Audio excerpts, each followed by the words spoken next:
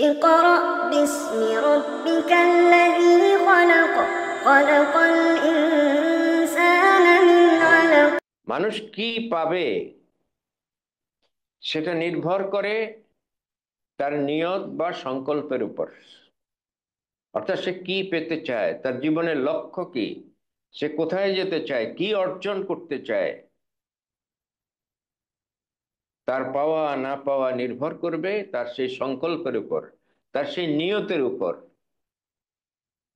তার সেই আকাঙ্ক্ষার উপর। মানুষ যা চায় সেটার জন্যই তো সে প্রচেষ্টা চালায়। সুতরাং যে দুনিয়া পেতে চায় তার সমস্ত চিন্তা, চেতনা, প্রচেষ্টা, তার যতটুকু অর্থ সম্পদ আছে, যা কিছু আছে, চিন্তা চেতনা আছে, তার যা যত আকাঙ্ক্ষা আছে, সব সে দুনিয়ার জন্য বিনিয়োগ করে।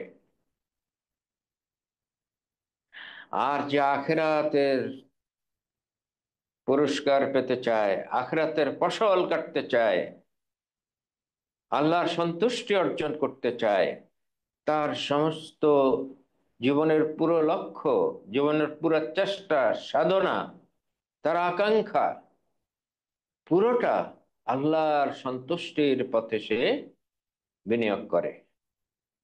এবং এই পথে যত বাধা, যত বিপত্তি, যত অত্যাচার, যত নির্যাতন, যত ফাঁসি, হত্যা, গুম, যা কিছুই আসুক না কেন, কোনোটাকেই সে পরোয়া করে না।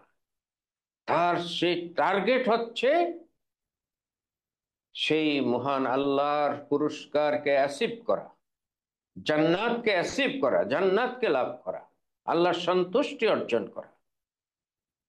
কোনো কিছুই তার এই পথে প্রতিবন্ধক হয় না।